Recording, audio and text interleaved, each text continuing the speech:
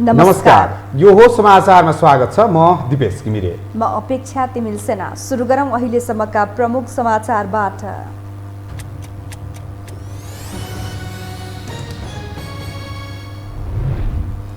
बेमौसमी वर्षाले देशभरको जनजीवन प्रभावित। अधिकांश नदीहरूले खतराको सतह पार गरे। सेतीमा आएको बाढीमा 60 जना फसे। बझाङमा पहिरो जाँदा 23 जना बेपत्ता।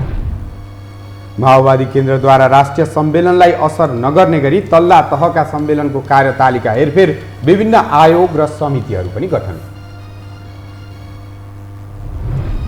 पछिल्ला केही दिन सुस्ताएको कोरोना संक्रमण पुनः उकालो लाग्यो। आज एकै दिन 1096 जनामा संक्रमण पुष्टि। थप 20 लाख डोज खोप अनुदान दिने चीनको घोषणा। अफगानिस्तानका छात्रा छिट्टै विद्यालय जान पाउने तालिबानको आश्वासन। विद्यालय तथा विश्वविद्यालयका महिला कर्मचारी तथा शिक्षिकालाई पनि काम गर्न अनुमति। र एएफसी अन्डर-23 एसियन कप छनौट खेल्न नेपाली टोली फुटबल टोली ताजिकिस्तान प्रस्थान।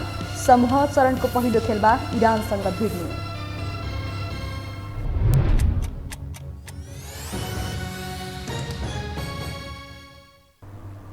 अब समाचार विस्तारमा।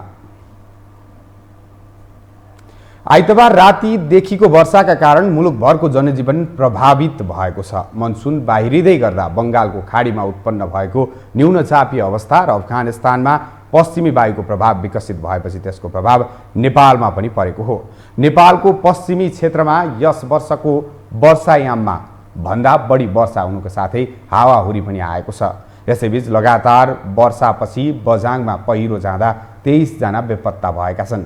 जिल्लाको थलरा गाउँपालिका 4 दिखलामा आज पहिरो जाँदा 23 जना बेपत्ता भएका हुन्। बेपत्ता हुनेमा गगने सार्कीका एकै घरका 18 जना र नरे पार्कीका घरका 5 जना रहेको स्थानीय शिक्षक मदन बहादुर साउदले जानकारी दिनुभयो।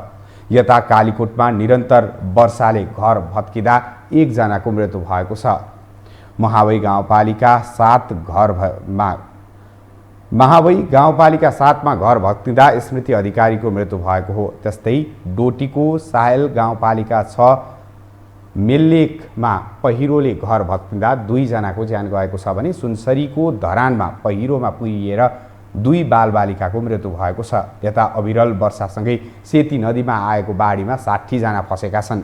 जिल्लाको सिगास गाउँपालिका 5 को डाङमा बाढीका कारण 10 परिवारका करिब 60 जना फसेका हुन्। उनीहरूको उद्धारको प्रयास भइरहेको वार्डाध्यक्ष रामबहादुर धामीले जानकारी दिनुभयो।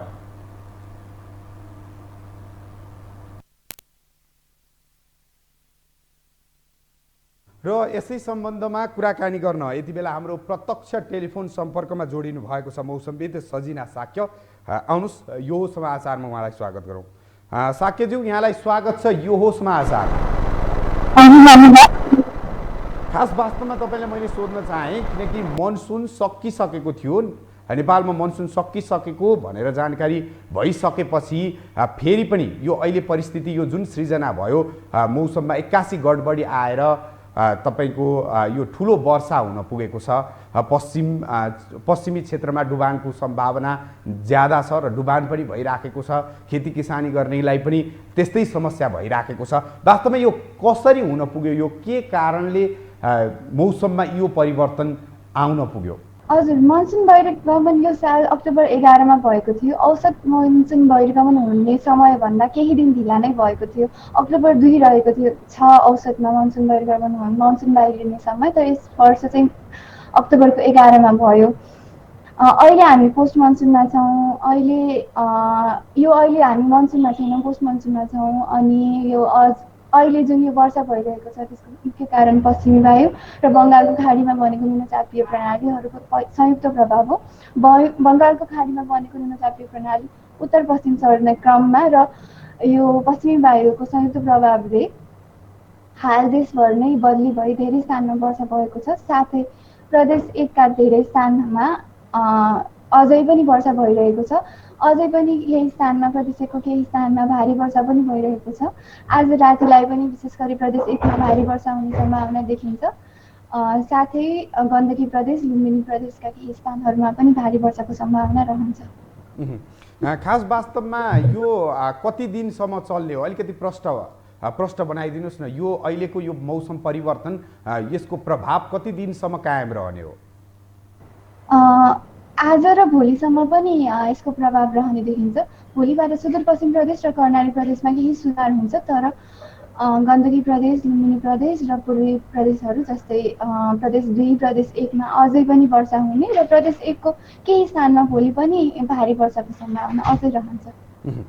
वास्तवमा अहिले खास उच्च हिमाली भेगहरूमा उच्च हिमपात पनि भइराखेको भनेर समाचारहरू पनि आएका छन्।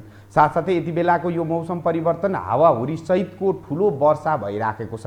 यसले जनजीवन निकै प्रभावित पारिराखेको छ। खास कुन कुन क्षेत्रमा कस्तो प्रभाव परेको छ यहाँहरूले हेर्दा? हामीले हेर्दाखेरि सबैभन्दा बढी प्रभाव त सुदूरपश्चिममा नै परेको छ। त्यहाँ सबैभन्दा बढी वर्षा भएको छ। आज बिहान जुन मापन गरिएको थियो 8:45 मा त्यो रेकर्ड अनुसार 220 मिलिमिटर वर्षा 24 घण्टामा भएको छ, जुन निकै नै अति भारी वर्षा अन्तर्गत पर्दछ। सुदूरपश्चिम प्रदेशकै डडेलधुरा बाहेक अरू धनगढीहरूमा पनि भारी वर्षा भएको छ। अहिले भने तर अहिले चाहिँ प्रदेश 1 मा भारी वर्षा भइरहेको अवस्था छ। खास यो भन्दा अघि यस्तो खालको जुन तपाईको मनसुन सकिसकेपछि 81 आउने यस्तो परिवर्तन यो भन्दा अघि कहिले भएको थियो? तपाईलाई केही याद छ? तपाईहरुले केही डाटा राख्नु भएको छ? हजुर, 2009 मा पनि अक्टोबरमा भारी वर्षा भएको रेकर्ड छ। डडेलधुरा विशेष गरी पश्चिमी जिल्लाहरूमा त्यो बेला पनि भारी वर्षा भएको रेकर्ड चाहिँ छ। हस्, जानकारीका लागि यहाँलाई धेरै धेरै धन्यवाद। र दर्शकवृन्द, उहाँ हुनुहुन्थ्यो सजिना साक्य, मौसमविद। उहाँसँग हामीले पछिल्लो अवस्थामा मौसम परिवर्तनको कारण के हो त भन्ने विषयवस्तुमा जानकारी लियौँ। उहाँ भन्दै हुनुहुन्थ्यो पश्चिमी क्षेत्रमा ज्यादा वर्षा भइराखेको छ र 2009 पछि अहिले मात्रै यस्तो यो चेन्ज आयो, मौसममा 81 चेन्ज आयो, किनकि मनसुन सकिसकेपछि पनि अहिले मौसम परिवर्तन हुन पुग्यो र यो एउटा कहाली लाग्दो अवस्था पनि सृजना हुन सक्ने आकलन पनि मौसम पूर्वानुमान महाशाखाले गरेको छ र नागरिकहरूलाई, आम नागरिक, आम नेपालीहरूलाई सचेत रहन पनि सरकारले, मौसम पूर्वानुमान महाशाखाले पनि आग्रह गरेको छ।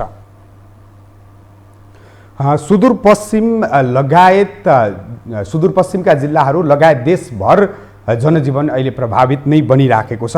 आइतबारदेखि लगातार वर्षा, यो बेमौसमी वर्षा भनिएको छ। यो एउटा मौसम परिवर्तन, मनसुन सकिएपछि आएको परिवर्तनले गर्दा अहिले देशभरको जनजीवन प्रभावित भएको छ। त्यसमा पनि सुदूरपश्चिम प्रदेश यसबाट सबैभन्दा बढी प्रभावित भएको छ।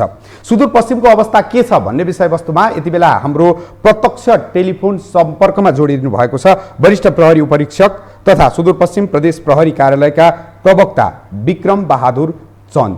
आउनुहोस् उहाँलाई यो समाचारमा स्वागत गरौँ। प्रवक्ताज्यू, यहाँलाई स्वागत छ यो समाचारमा। धन्यवाद। खास वास्तवमा सुदूरपश्चिम प्रदेशका अधिकांश जिल्लाहरूमा बाढी पहिरो साथसाथै यो वर्षापछिको यो बेमौसमी वर्षा सँगसँगै बाढी पहिरो र यसपछि विभिन्न क्षति भयो भन्ने समाचारहरू हामीलाई निरन्तर प्राप्त भइराखेका छन्। वास्तवमा के भएको हो, कुन जिल्ला बढी प्रभावित भएको हो, हामीलाई जानकारी गराइदिनुहोस् न। सुदूरपश्चिमका 9वटै जिल्लाहरूमा अहिले पनि अविरल 3 दिनदेखि अविरल वर्षात भइराखेको छ। त्यसको कारणले चाहिँ यहाँको जनजीवन अस्तव्यस्त रहेको छ र विभिन्न ठाउँहरूमा बाढी पहिरो या कुनै घर भत्केर होस्, यो विभिन्न कारणहरूले चाहिँ प्राकृतिक प्रकोपको कारणहरूले चाहिँ यहाँ जनजनको क्षति भएको छ। अहिलेको चाहिँ महाविपत्तिको अवस्थामा चाहिँ सुदूरपश्चिम रहेको छ। त्यसको लागि चाहिँ हामी नेपाल सरकार सम्पूर्ण रूपमा चाहिँ नेपालका सम्पूर्ण सुरक्षा निकायहरू चाहिँ नागरिकको उद्धारको लागि चाहिँ खटिराखेका छौँ र वर्षातको कारणले महाकाली नदी, कर्णाली नदीहरूमा चाहिँ बहाव चाहिँ खतराको लेभलभन्दा माथि गर्दै त्यसका तटीय क्षेत्रहरूमा चाहिँ थुप्रै बाढी आएर चाहिँ थुप्रै नोक्सान भएको छ र त्यस्तै पहाडी एरियामा चाहिँ पहिरोको कारणले चाहिँ विभिन्न नागरिकहरूको चाहिँ दुःखद निधन भएको छ र यसमा चाहिँ कसरी हुन सकिन्छ सम्पूर्ण सुरक्षा निकाय लागेर उद्धारको लागि कार्य जारी छ। अहिले पनि इभन अहिलेसम्म पनि कार्य जारी छ र अझै पनि प्रतिकूल मौसम, प्रतिकूल सिचुएसन, प्रतिकूल अवस्थाका कारण पनि चाहिँ हामीले चाहिँ अझै पनि बर्सात रोकिएको छैन र अहिलेसम्मको चाहिँ हामीलाई भएको चाहिँ विभिन्न रिपोर्टिङ अनुसार चाहिँ भएको चाहिँ विभिन्न उसमा 3 जनाको चाहिँ आजको दिनमा चाहिँ डडेलधुरामा 1 जना र टोटीमा 2 जना चाहिँ विभिन्न यो पहिरो र चाहिँ घर भत्केको कारण चाहिँ दुःखद निधन भएको छ भने र 10-12 जनाको चाहिँ के अरे घाइते भएका छन् र महाकालीको तटीय क्षेत्रमा रहेका 700-800 जनालाई अहिलेसम्म हामीले महाकालीको नदीको पानी घरभित्र पसेका चाहिँ नागरिकहरूलाई उद्धार गरेर उच्च स्थानमा लगेर चाहिँ स्कुलहरूमा चाहिँ राख्ने कार्य र त्यहाँ चाहिँ उहाँहरूलाई चाहिँ राहत दिने कार्य चाहिँ अझै पनि चाहिँ जारी छ र अहिले पनि चाहिँ अझै त्यस्तो चाहिँ खतराजन्य ठाउँहरूमा रहेका नागरिकहरूलाई उद्धार गरेर नेपाली सेना र सशस्त्र प्रहरीका सम्पूर्ण सुरक्षाकर्मीहरू त्यस्तै अन्य चाहिँ रेड क्रसका टोलीहरू अन्य सहयोगी अन्य राजनीतिक कर्मीहरूदेखि लिएर सम्पूर्ण प्रशासनका कर्मचारी सबै लागि परेका छौँ। वास्तवमा अहिले जुन भर्खरै भित्र्याउन लागि धान बाली पनि नष्ट भएको भन्ने समाचार पनि आइराखेका छन्। खास किसानहरू पनि समस्यामा परे भन्ने पनि समाचारहरू आइराखेका छन्। यीहरूको जानकारी के लिनु भएको छ तपाईहरूले? सम्पूर्ण चाहिँ अहिले चाहिँ हामी चाहिँ मानव जनधनको क्षति नहोस् भन्नको लागि त्यतापट्टि लागेका छौँ। पानीले आएर चाहिँ जति पनि चाहिँ खेतमा रहेको चाहिँ बाली त स्वयं नै भइहाल्यो नि, त्यो त आफसे चाहिँ पानीमा उत्रेर बसेको छ। त्यसबाट त अन्न बालीको चाहिँ धेरै नोक्सान हुने त स्वाभाविक नै भयो र त्यो त अब कति नोक्सान भयो भन्ने त्यो पछिको कुरा हो। अहिले त कसरी नागरिकको जीव धनको सुरक्षा गर्ने, नागरिकको सुरक्षा कसरी गर्ने, कसरी विपदमा परेका उद्धारमा परेको छ। जत्र यो पहाडी यो सुदूरपश्चिममा 2टा तराईको जिल्ला छ, त्यहाँ धान बाली लागेको छ, पानी चाहिँ भरिराखेको छ। सम्पूर्ण काटेको धान चाहिँ माथि चाहिँ के अरे पानीमा चाहिँ तैरिराखेको छ। त्यसबाट चाहिँ नोक्सान त स्वाभाविक थियो। कतिको नोक्सान भयो भन्ने कुरा त पछि अनुमान गरिने कुरा हो। धन्यवाद प्रवक्ताज्यू, समयको लागि यहाँलाई धेरै धेरै धन्यवाद। र उहाँ हुनुहुन्थ्यो वरिष्ठ प्रहरी उपरीक्षक तथा सुदूरपश्चिम प्रदेश प्रहरी कार्यालयका प्रवक्ता विक्रम बहादुर चन्द। उहाँसँग सुदूरपश्चिम प्रदेशमा अहिले जुन अलिक बढी नेपालभरि वर्षा भइराखेको छ, यसको प्रभाव सुदूरपश्चिममा अझै बढी भइराखेको छ, के कस्तो जनजनको क्षति भयो भन्ने विषयवस्तुमा हामीले जानकारी लिएका थियौँ। 9वटा जिल्ला सुदूरपश्चिममा रहेका 9वटा जिल्ला नै प्रभावित बनेका छन् र अहिलेसम्मको प्रहरीले जानकारी गराएअनुसार 3 जनाको भने अहिलेसम्म मृत्यु भएको, बाढी पहिरोका कारणले मृत्यु भएको पुष्टि भएको छ। साथसाथै विभिन्न जिल्लामा बेपत्ताको सङ्ख्या बढी नै राखेको छ र निरन्तर वर्षाले महाकाली नदी को तटीय क्षेत्रका बासिन्दाहरूलाई पनि सुरक्षित ठाउँमा सार्ने प्रयास भइराखेको छ। 3टै सुरक्षा निकायहरू समन्वय गरेर उद्धारको कार्य गरिराख्नु भएको छ। साथसाथै नेपाल स्काउट, त्यसै गरी रेड क्रस सोसाइटी सहितको सामाजिक संस्थाहरू पनि यसमा उद्धारमा खटिनु भएको छ भनेर उहाँले हामीलाई जानकारी गराउँदै हुनुहुन्थ्यो। अब बाँकी समाचार। सत्ता साझेदार दल नेकपा माओवादी केन्द्रको स्थायी कमिटी बैठकले सम्मेलनको तालिकामा हेरफेर गरेको छ। आज बिहान पार्टी कार्यालय पेरिस डाँडामा बसेको पार्टीको स्थायी कमिटीको बैठकले सम्मेलनको तालिकामा हेरफेर गरेको हो। बैठकले पार्टी सदस्यता नवीकरणका लागि कार्तिक 25 गतेसम्म म्याद थप गरेको छ भने टोल सम्मेलन कार्तिक 27 गतेसम्म, ओडा सम्मेलन मङ्सिर 4 गतेसम्म, पालिका सम्मेलन मङ्सिर 11 गतेसम्म र प्रदेश सम्मेलन मङ्सिर 25 गतेसम्म गर्ने गरी म्याद थप गरेको पार्टीका प्रवक्ता कृष्ण बहादुर महराले बताउनुभयो। उहाँले 149 जनाको सल्लाहकार समिति बनाउने निर्णय भएको, 79 जनाको ज्येष्ठ कम्युनिस्ट मञ्च बनाइएको, पेशल कुमार पोखरेलको अध्यक्षतामा 25 सदस्यीय लेखा आयोग बनाइएको, टङ्कर राईको अध्यक्षतामा 25 जनाको अनुशासन आयोग बनाइएको र 175 जनाको विशेष समिति बनाइएको पनि बताउनुभयो।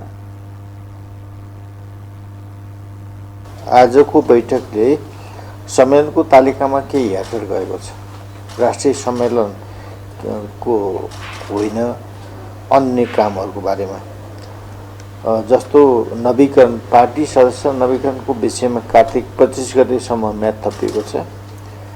टोल सम्मेलन 27 गते, कार्तिक 27 गतेसम्म, वडा सम्मेलन मङ्सिर 4 गतेसम्म, पालिका, गाउँपालिका, नगरपालिका र महानगरपालिकासम्मको मङ्सिर 11 गतेसम्म र प्रदेश सम्मेलन मङ्सिर 25 गतेसम्म म्याद थपिएको छ। माओवादी केन्द्रको अर्को स्थायी कमिटीको बैठक कार्तिक 4 गते बिहिबार बिहान 8 बजे बस्ने प्रवक्ता महराले बताउनुभयो।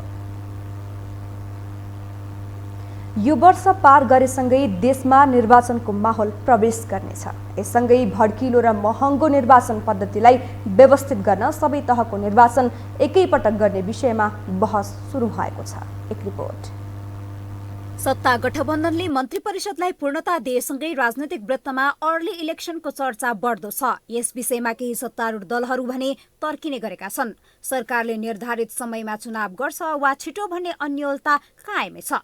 तर सत्तारूढ दलसँगै सबै राजनीतिक दलहरूले पार्टीको आन्तरिक गतिविधिलाई निर्वाचन केन्द्रित बनाउँदै आएका छन्।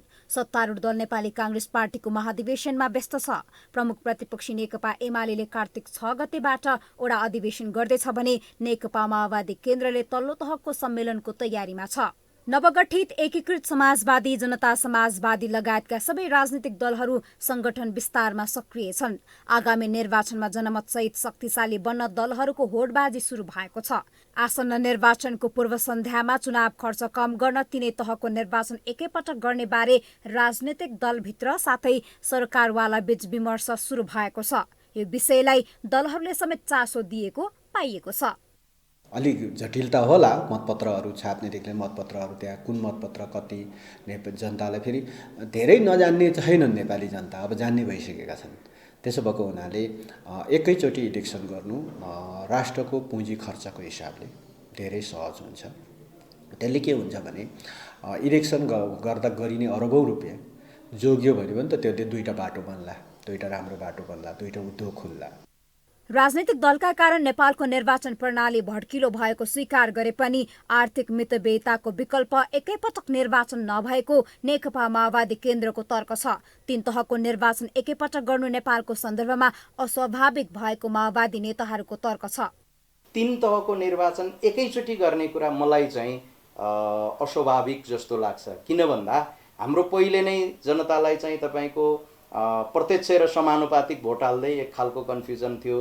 अहिले झन् त्यसमा चाहिँ तपाईको यदि प्रदेशको पनि थप्ने हो भने प्रदेशको समेत चाहिँ प्रत्यक्ष र समानुपातिक हाल्नुपर्ने स्थिति त्यसले हुन्छ भने तल्लो तहमा जाँदाखेरि झन् चाहिँ तपाईको अझ कम्प्लिकेटेड हुन्छ। त्यसैले त्यो निर्वाचन हेर्दाखेरि खर्च हुन्छ कम हुन्छ भन्ने जस्तो लागे पनि त्यसको व्यवस्थापन, त्यसको परिचालन सबै कुराको हिसाबले त्यो झन् भद्रगोल हुने स्थिति बन्छ। त्यसैले मलाई चाहिँ एकैपटक निर्वाचन गर्ने सवालमा अनौपचारिक रूपमा सञ्चार माध्यममा विषयको उठान भएको देखिए पनि यो विषयमा हालसम्म कुनै औपचारिक रूपमा सम्बन्धित निकायमा छलफल भएको छैन। तथापि विज्ञ समूह, राजनीतिक दल सबै पक्षले यस विषयको उठान गरेमा वा निर्वाचन आयोगसँग राय मागेमा यसलाई छलफलको पाटो बनाउन सकिने निर्वाचन आयोगको धारणा छ। एकैपटक निर्वाचन गर्ने सवालमा नागरिकको चेतना स्तर र व्यवस्थापकीय पक्षलाई ध्यान दिनुपर्ने आयोगको भनाइ छ। निर्वाचन भड्किलो र खर्चालु भयो भन्ने विषयमा सरकारले आर्थिक मितव्ययिता सहित काम गरिरहेको छ। राजनीतिक दलको सवालमा भने आयोगले दिएको आचार संहितामा रहेर नै खर्च गरिएको विवरण आयोगमा पेश भएको आयोगको तर्क छ।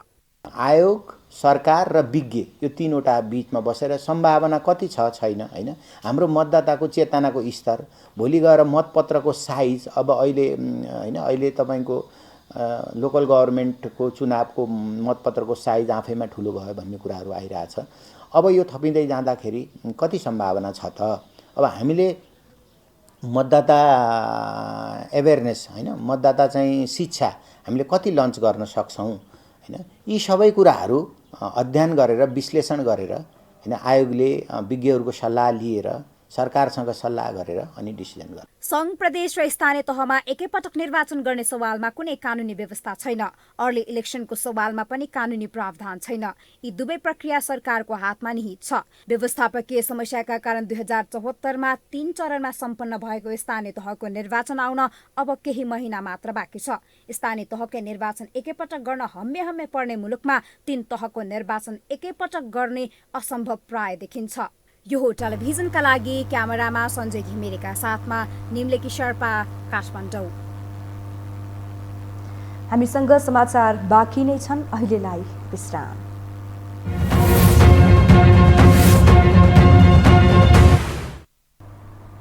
विश्रामपछि स्वागत छ। अब बाँकी समाचार। बाँकेकी ननकुन्नी धोबीको मृत्यु र निर्मला कुर्मी बेपत्ता सम्बन्धमा सरकारले छानबिन समिति गठन गरेसँगै अनसनरत महिला अधिकार कर्मी रुबी खानले अनसन तोडेकी छिन्। आन्दोलनरत महिला अधिकार कर्मीसँग सहमतिपछि सरकारले छानबिन समिति गठन गर्दै समितिले दिएको सुझावलाई अक्षरश पालना गर्ने प्रतिबद्धता पनि जनाएको छ। एक रिपोर्ट। सरकारले बाँकेकी ननकुन्नी धोबीको मृत्यु र निर्मला कुर्मी बेपत्ता सम्बन्धमा छानबिन समिति गठन गरेसँगै आन्दोलनरत पक्षले आन्दोलन स्थगित गरेको छ भने 11 दिनदेखि अनसनरत महिला अधिकार कर्मी रुबी खानले अनसन तोडेकी छिन्। दुवै महिलामाथि भएको अन्यायका सम्बन्धमा छानबिनका लागि समिति गठन गर्ने र समितिले दिएको सुझावलाई अक्षरांश पालना गर्ने शर्तमा आन्दोलनरत पक्ष आन्दोलन र अनसन स्थगित गर्न तयार भएको हो। अधिकार कर्मी रुबी खानले माइती नेपालकी संरक्षक अनुराधा कोइराला, मानव अधिकार कर्मी मोहना अन्सारी, गृह मन्त्रालयका सहसचिव फणिन्द्र मणि पोखरेलको रोहबरमा अनसन तोडेकी हुन्। अनसन तोडेपछि उनले सरकारसँग भएको सहमति सम्पूर्ण महिलाको जित भएको बताइन्।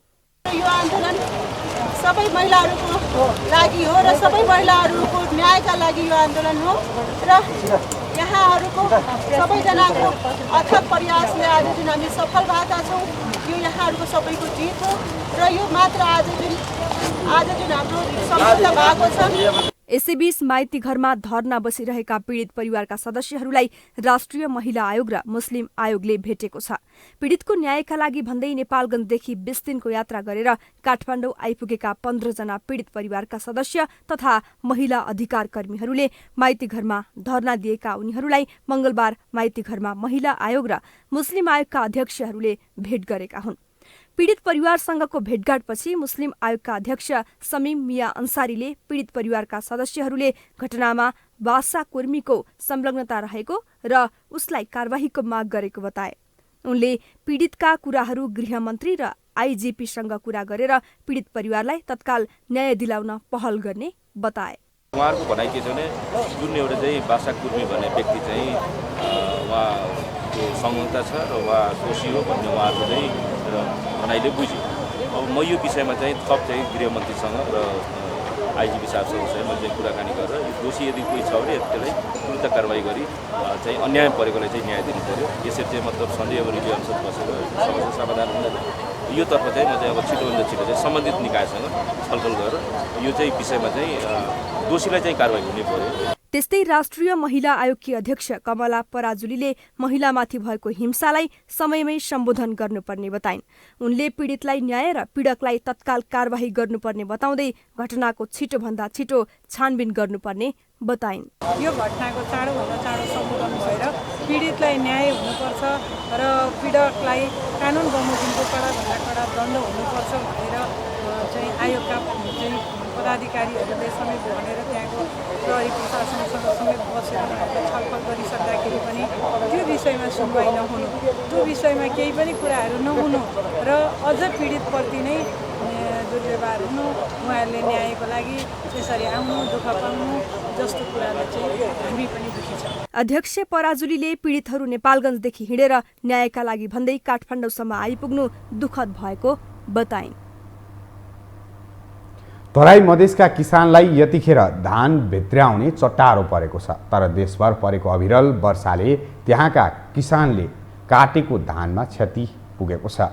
साउन भदौमा उपयुक्त पानी पर्दा उब्जनी बढ्ने आशामा रहेका किसानहरूलाई खेती थन्क्याउने बेला परेको वर्षाले भने निराश बनाएको छ। एक रिपोर्ट। केही दिन दशैं मनाउन व्यस्त रहेका तराईका कृषकहरू धान पाकेपछि धान काट्ने र भित्र्याउने काममा व्यस्त हुन थालेका थिए। तर मंगलबारबाट परेको वर्षाले उनीहरूको काममा व्यवधान खडा गरिदिएको छ। पहिल्यै भएर पाकेको धान काट्न कृषकहरू यति बेला खेतमा सक्रिय भएकै बेला पानी पर्दा किसान चिन्तित छन्।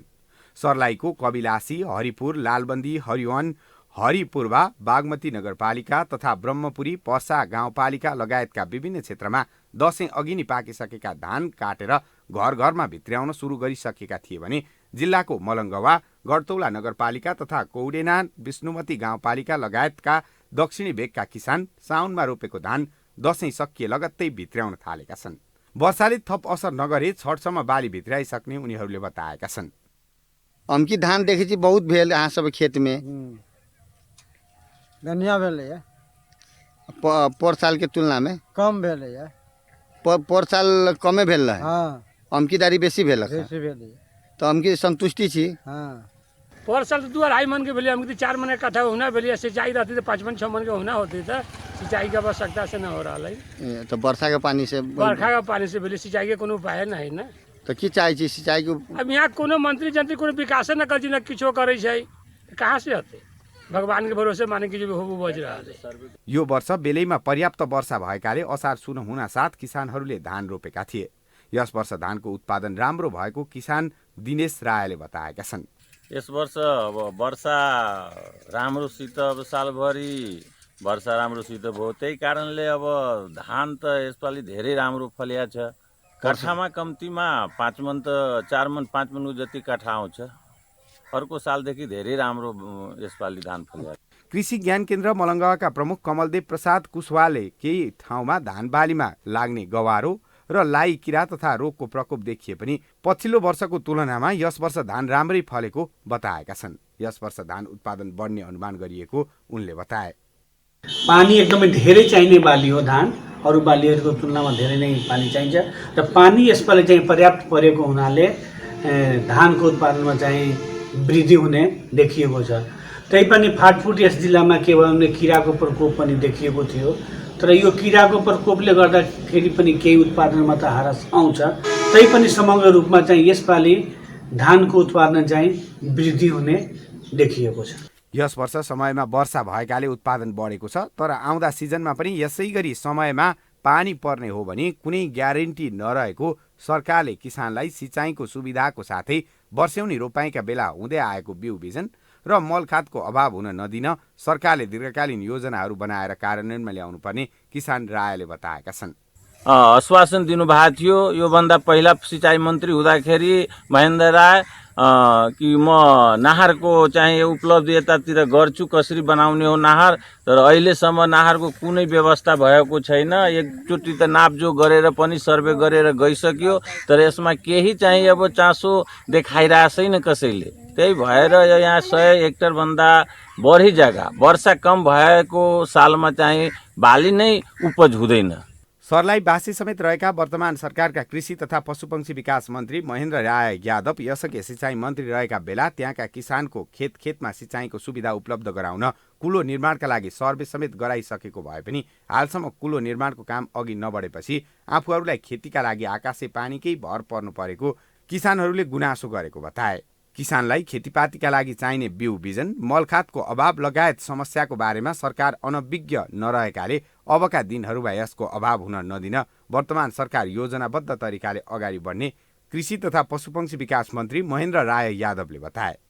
कृषि सामग्रीले दिएका मलखादहरू त्यो जब सिडिओको अध्यक्षतामा एउटा कमिटी हुन्छ त्यो माध्यमबाट अब गाउँमा प्रत्येक वार्डमा चाहिँ नगरपालिकालाई अधिकार दिएको छ त्यसको बाटो वितरण प्रणाली भएको छ र आपूर्ति कम भएको कारणले यसको हाहाकार हुन्छ। त्यसकारण अब आइन्दा दिनमा यस्तो मलखादको समस्या नहोस्। सबै नेपाली जनताले पाउने 7 लाख मेट्रिक टन यसले मोटामोटी माग छ। त्यसरी सरकारले गर्दै भने अनुदानको रकम हो यो आफू समयमा उपलब्ध हामीले गराउने सरकारको दायित्व जिम्मेवारी त्यसलाई हामी पुरा गर्छौँ। सर्लाहीको 20वटै स्थानीय तहका करिब 44,000 हेक्टर खेतीयोग्य जमिनमा धान खेती हुने गरेको कृषि ज्ञान केन्द्र मलङ्गवाले जनाएको छ। मनोज यादव सर्लाही। अब बाँकी समाचार। पछिल्लो 24 घण्टामा देशभर 1096 जना कोभिड संक्रमित थपिएका छन्। 9916वटा नमुनाको परीक्षण गर्दा 1096 जनामा संक्रमण पुष्टि भएको हो। त्यस्तै पछिल्लो 24 घण्टामा 12 जनाको मृत्यु भएको छ। यससँगै नेपालमा कोभिड संक्रमणका कारण मृत्यु हुनेको संख्या 11305 पुगेको छ। त्यस्तै आज 1004 जना संक्रमण मुक्त भएका छन्। यससँगै नेपालमा सक्रिय संक्रमितको संख्या 11815 पुगेको स्वास्थ्य तथा जनसङ्ख्या मन्त्रालयले जनाएको छ।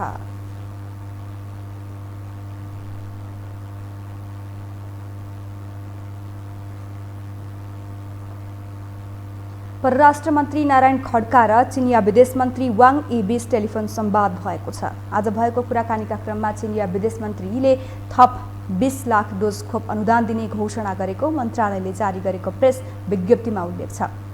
वाङ यीले परराष्ट्र मन्त्री खड्कालाई चीन भ्रमणको निम्तो समेत दिएका छन्। मन्त्रालयका अनुसार टेलिफोन कुराकानीमा खड्का र वाङ यी बीच द्विपक्षीय सम्बन्ध, कोभिड-19 विरुद्धको खोपमा सहकार्य, व्यापार र विकासमा समन्वय र सीमा व्यवस्थापनका विषयमा छलफल भएको थियो।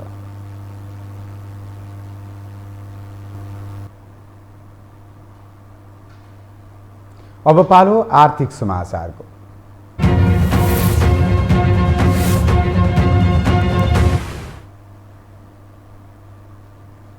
साताको तेस्रो कारोबारको दिन आज पनि नेप्सेमा अत्यास लाग्दो गिरावटको क्रमले निरन्तरता पाएको छ। आज नेप्से परिसूचक 77.33 अङ्कले घटेर 2510.73 बिन्दुमा अडिएको छ। आज 3 अर्ब 77 करोड 73 लाख बराबरको कारोबार भएको छ। वाणिज्य बैंकहरूले अस्वाभाविक रूपमा निक्षेपमा बढाएको ब्याज दरको प्रभाव देखिएको हो।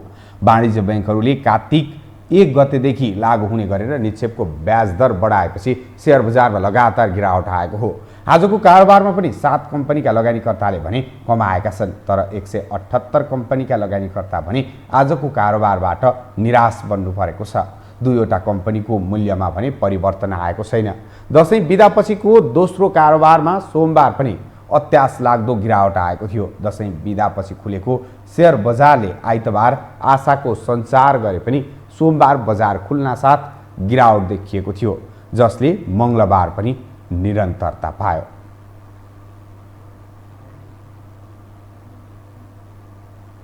हामीसँग अन्तर्राष्ट्रिय र खेल समाचार बाँकी नै छन्। अहिलेलाई विश्राम।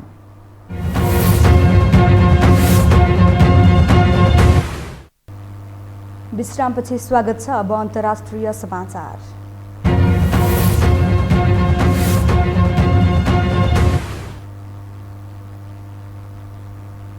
अफगानिस्तानका छात्रा छिट्टै विद्यालय जान पाउने तालिबान समूहले जनाएको छ। अफगानिस्तानमा तालिबानको सरकार बनेपछि छात्रलाई विद्यालय जान दिइएको तर छात्रालाई नदिएको भन्दै विश्वभरबाट आलोचना हुँदै आएको छ। विरोध र आलोचना गर्नेहरूको दबावका कारण तालिबान सरकारले छात्रालाई पनि विद्यालय जान पाउने गरी व्यवस्था गर्न लागि स्पष्ट पारेको छ। तालिबान सरकारको गृह मन्त्रालयका प्रवक्ताले कहिलेदेखि छात्रालाई विद्यालय खुला हुन्छ भन्ने बारेमा भने बताएका छैनन्। त्यसैगरी विद्यालय तथा विश्वविद्यालयका महिला कर्मचारी तथा शिक्षिकालाई पनि काम गर्न अनुमति दिइएको अन्तर्राष्ट्रिय सञ्चार माध्यमले जनाएका छन्। यसअघि सन् 1996 देखि 2001 सम्म तालिबान सरकारले कठोर शासन व्यवस्था लागू गरेकाले अहिले पनि त्यस्तै शासन व्यवस्था लागू हुने हो कि भन्ने धेरैको आशंका छ।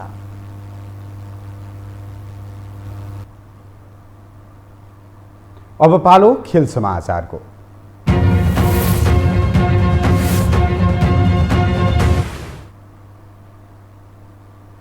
एएफसी अन्डर 23 एसियन कप छनौटका लागि नेपाली अन्डर 23 टिम ताजकिस्तान प्रस्थान गरेको छ। अखिल नेपाल फुटबल सङ्घ एन्फाले नेपाली टिम आज बिहान त्यस्तर्फ प्रस्थान गरेको जनाएको छ। छनौटका लागि मुख्य प्रशिक्षक बालगोपाल महर्जनले आइतबार 23 सदस्यीय नेपाली टिमको घोषणा गरेका थिए। छनौटमा नेपाल समूह बीमा रहेको छ। नेपालको समूहमा ताजकिस्तान, लेबनान र इरान रहेका छन्। नेपालले समूह चरणको पहिलो खेलमा इरानसँग अक्टोबर 25 मा खेल्नेछ। त्यस्तै दोस्रो खेल ताजकिस्तानसँग अक्टोबर 28 मा खेल्दा अन्तिम खेल लेबनानसँग अक्टोबर 31 मा खेल्नेछ। छनौट अघि नेपालले अक्टोबर 22 मा इन्डोनेसियाको अन्डर 23 टोलीसँग मैत्रीपूर्ण खेल खेल्नेछ। छनौटका 11 समूहको शीर्ष टोलीले एएफसी अन्डर 23 एसियन कप खेल्नेछ। त्यस्तै दोस्रो टोली मध्ये उत्कृष्ट 4 टोली पनि अन्डर 23 एसियन कपमा छनौट हुनेछ। उज्बेकिस्तानमा हुने फाइनल चरणको प्रतियोगिता 2022 को जुन 1 देखि 19 सम्म हुने तालिका रहेको छ।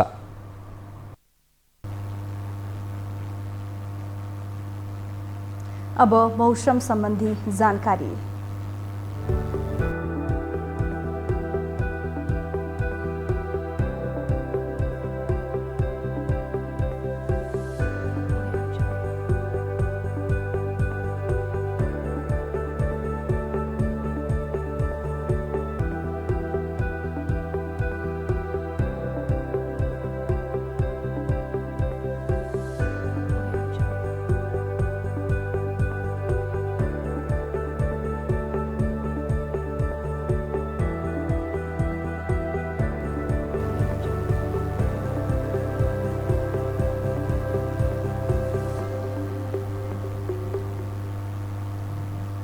यससँगै हामी यो समाचारको अन्त्यमा आइपुगेका छौं। बिदा हुनु अघि प्रमुख समाचार पुनः एकपटक।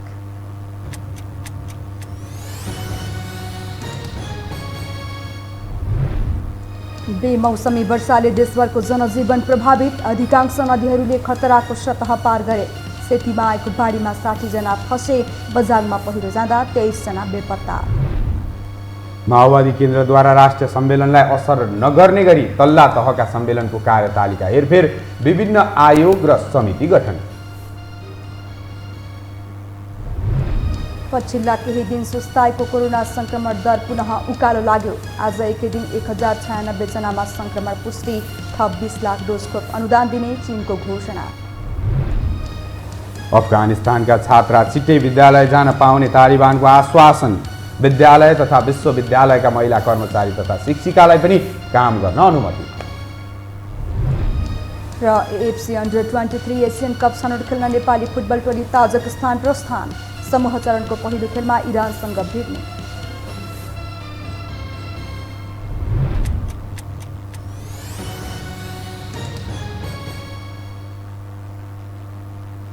हवस् त, यो समाचार सकियो। समाचार बुलेटिनका साथै यो टेलिभिजनका सम्पूर्ण कार्यक्रम यो टेलिभिजन.com, यो खबर.com, युट्युब र फेसबुकमा पनि पढ्न र हेर्न सक्नुहुनेछ। मोबाइलमा यो टिभी एप डाउनलोड गरी हामीलाई प्रत्यक्ष हेर्न सक्नुहुनेछ। तथ्यसहितको निष्पक्ष समाचारका लागि यो टेलिभिजन हेर्दै गर्नुहोला। नमस्कार।